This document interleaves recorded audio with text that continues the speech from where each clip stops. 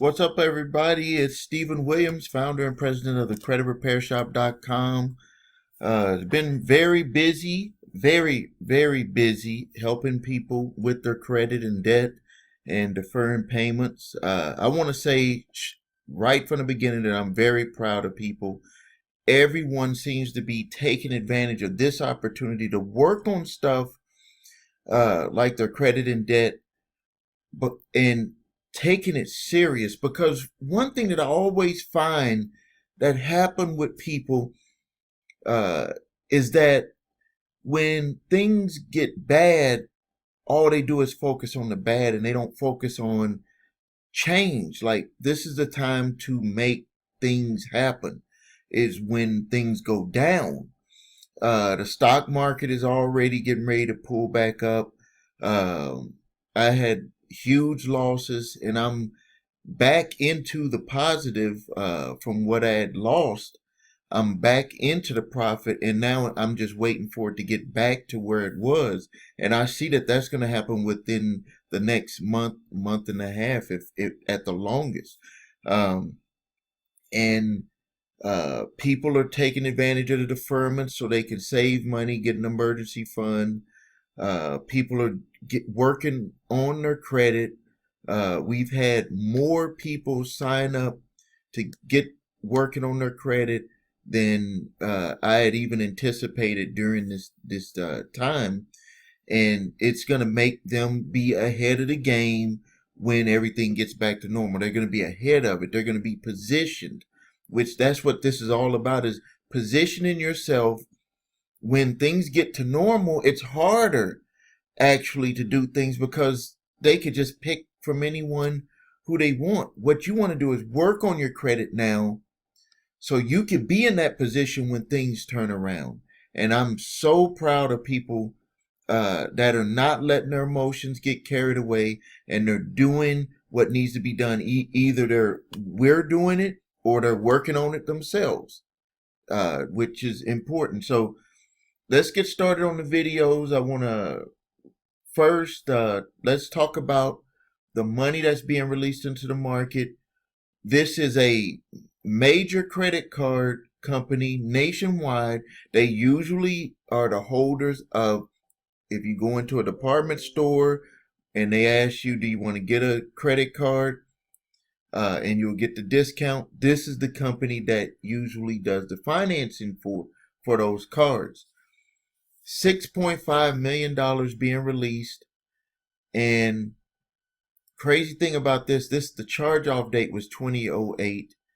Average balance is $3,300. So now all of this is past statute of limitations. I don't even have to, except for the one state that has it for 15 years. But this is all past statute of limitations. If you receive a letter from these companies, you know what to do. Just don't even get into trying to validate the debt. You just simply write them a letter stating that, according to the laws in your state, that the debt that they're trying to collect is past the statute of limitations, and you want them to cease all collection activities, or you will report them to the proper authorities in your state, which is Department of Financial Institution or Banking. That's who regulates debt collectors, and the state attorney general's office. That's all you have to do. That's all you have to do. If you get a debt that's not past statute of limitations, please refer to my videos on what to do on validating the debt. So now let's get into. I just wanted to talk about these because let's see. I've been helping my staff with a lot of work just to keep myself busy. And I've noticed something that had changed on the credit reports, and I had asked my staff, why didn't they tell me this when they saw this? And I don't know, they just said they thought I knew. But I have noticed that on the credit reports that mostly collection agencies are blatantly defying the rules on how they're putting the information on people's credit reports. Uh, if you've gotten a credit report lately and it showed on one bureau it had all of the information, and then on the other two bureaus it just listed the name of the collection agency, they can't do that. That is like a sneaky way of trying to do a report. I don't know, somehow they're mapping it over with just the name and not putting all of the information. Maybe they're getting a discount for doing it that way, for not using up all the lines of data. Or what I think is actually happening is they're being lazy and they're uploading the data to one, and they're just uh, saying, hoping that creditors or whoever's looking at your credit reports is going to also say that attaches for the other two reports. It don't work that way. What they have to do, there's a company called Metro 2, and they have to upload in spreadsheets, and they usually do this once a month, all of the information, negative or positive, anything that's changing on someone's credit reports, they upload it using Metro 2. They push that up using an Excel file. But what I'm seeing them do is that they're getting very lazy, and they're not uploading for each field, for each credit reporting agency. So when I'm looking at the reports yesterday, I'm like, this is crazy. They can't do this. This is going to easily be removed off of people's credit reports when this is challenged, because what they've done is on one bureau, they'll have all of the information. And then on the other two bureaus, they're just putting their name at the top. And what they're trying to do is they're trying to manipulate the system. Number one, manipulate the system by, when you try to apply for credit, it's going to have their name on there, and they're hoping that the creditor that's looking to approve you will just look at the other bureau and say, okay, oh, that's what that's about. So they're cheating. They're cheating. And the way that they do this with the bureaus is that they charge them per line of data that they put in there. So what they're trying to do is they're just going to put it on one, and then they're not going to put it on the other two. So they're cheating. And they're hoping that the creditor, when they look at it, or when you look at it, you're like, that stands for all three, but that does not stand for all three. They have to have all of the data. Easily, if you see that, all you have to do is dispute that to that bureau directly, and they're going to remove that, because they can't have a name just on there and no information on there. That's going to be gone right away. So get your credit reports. Please use the link below. Get them from the provider that I provide. It helps me out as a company. It helps me be able to monetize what we do here on YouTube, giving you the information. Before I get to the questions today, I want to talk about some bankruptcies, because when these companies file bankruptcy, what's going to happen is they're going to sell off the credit card debt to debt collection portfolio companies, and they're going to try to come after people for the debt. But when companies file bankruptcy, I always find that they don't provide all of the paperwork and information, or that there's just some type of breakdown on the debts, outstanding debts that they have. Like, they'll usually sometimes sell them, or they'll maintain them and try to collect them, but there's usually a breakdown because they're more focused on liquidating what they have to liquidate to do their reorganization for bankruptcy. Now, all of these companies are not going to go away, but they're reorganizing. And whenever there's a reorganization, certain debts have to be taken off the books and they have to sell them. So the top one is JCPenney's. They filed for bankruptcy reorganization. Home Goods, Pier 1 Imports, that's that, I know my wife likes going to that store. They filed for bankruptcy. Earth Fire Organic Groceries filed for bankruptcy. I don't know why a food place would file for bankruptcy. Lucky's Markets filed for bankruptcy.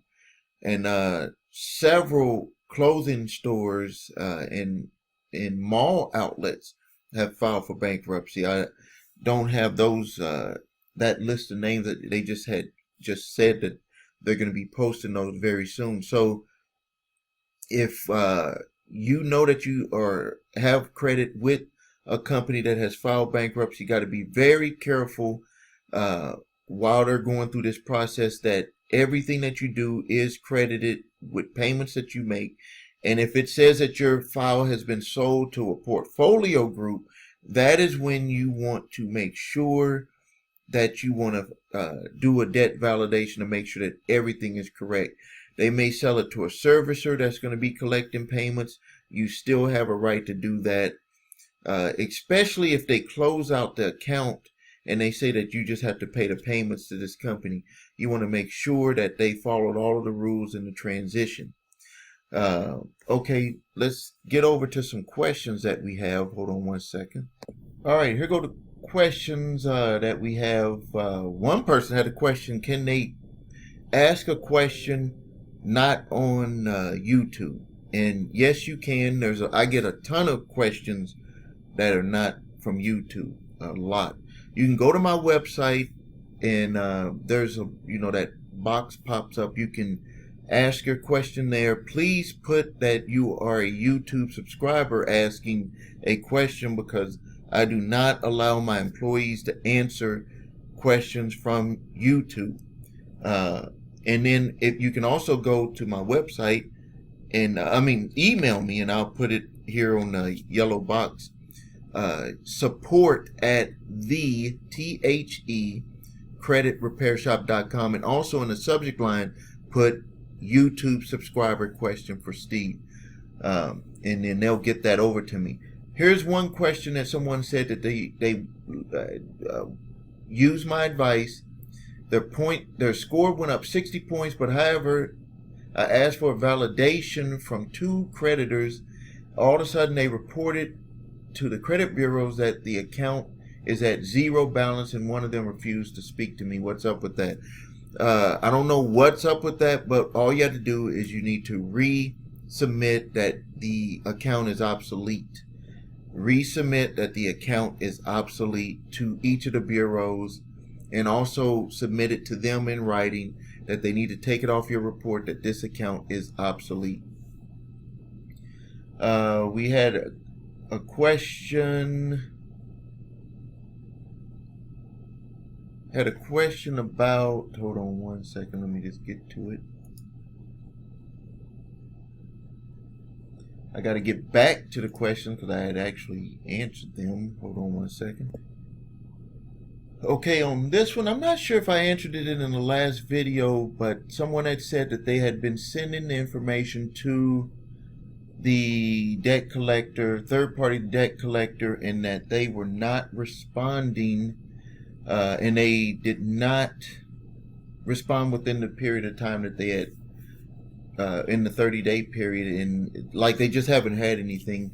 And they had said what could be the reasons they didn't respond, and I had put that number one, they don't have a documentation to prove you have to pay the debt, or number two, they're waiting on the documentation for the original creditor. That is something that happens some of the time. Actually, yesterday, a customer called the office, or they sent the office and they were asking, is this the debt validation? And we had got this big, thick envelope, and it was about 30 pages. And I was like, yes, that's the debt validation. And they got all of the information from the original creditor. Some of the times it takes a little bit of time to get it, depending on if it hits the right departments. But they did get all the documentation. So if you've sent a debt validation and they have not responded, they have not moved forward, they have not called, yes, it's one of the two. They don't have the paperwork to prove you owe the debt, or they're waiting to get the documentation from the original creditor. That is possible. The other question we had here was, what was that one? Oh, someone had on my video about the 609 credit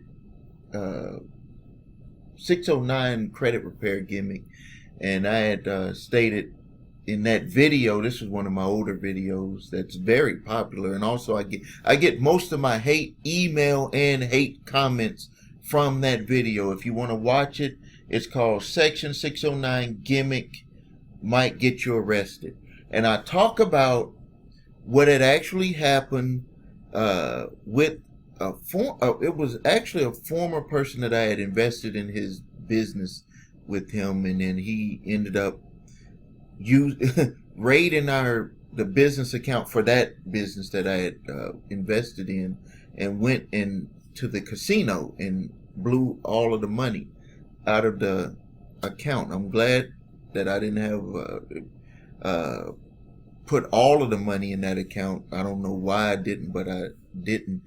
But he felt that he was able to just go in there and get the money, and then went and spent the money at the casino. And then he said the next day he wanted to admit that he had a gambling problem.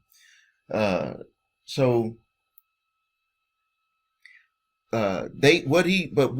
after everything was broke up, I don't hold grudges on people. I just move on. He came to my office. Was in the office next to mine, and I guess he wanted to compete with us with some credit repair stuff too. And so he said that him and his friends, they had went and bought cars, and they got these nice cars. And I was always wondering in the back parking lot where these cars were coming from. They were all these nice sports cars, not the foreign one, like the Camaros and those types. And there was like every day seemed like there was a new one there. And he came to me one day and he said, "Hey, I got to tell you something, and you might want to do this." He said that, "Look at the card that I got, and I got it for free." And I was like, "How, you can't get the car for free?"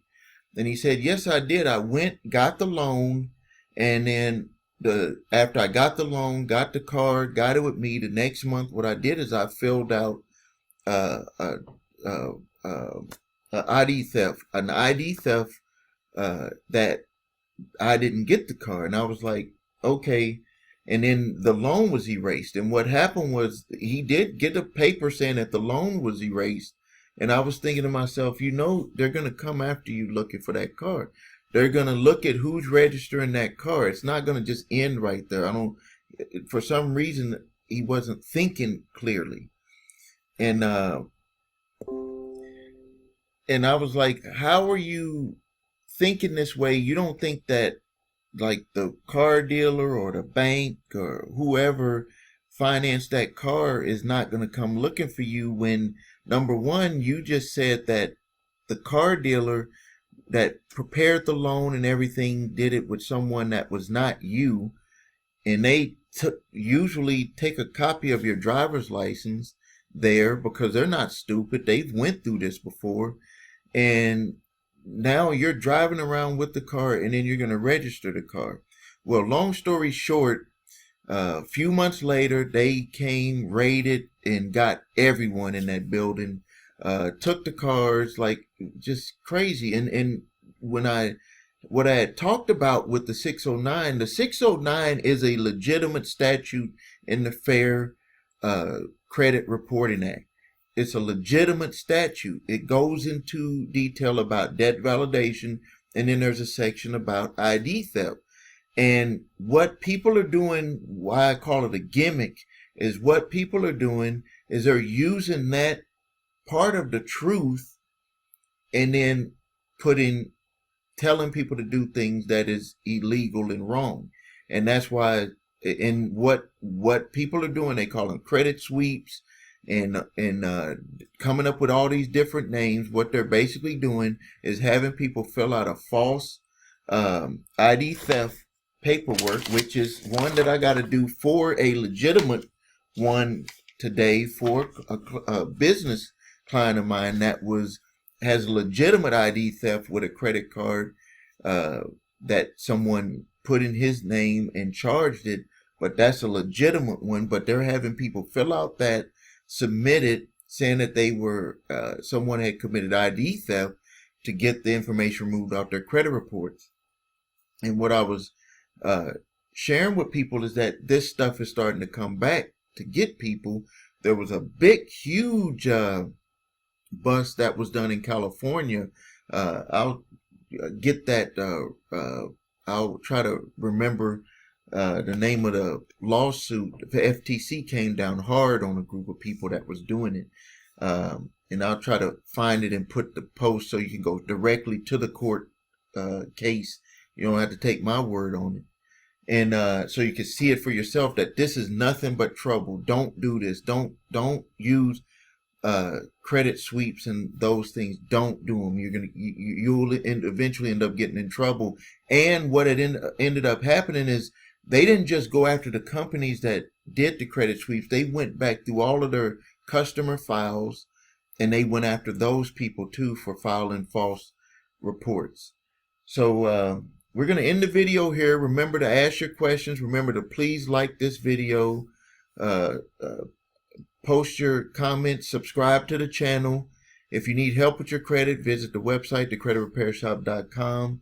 If you need your credit reports and scores, go to the3scores.com. It's in the yellow box right here next to my face. And thank you, and you have a great day.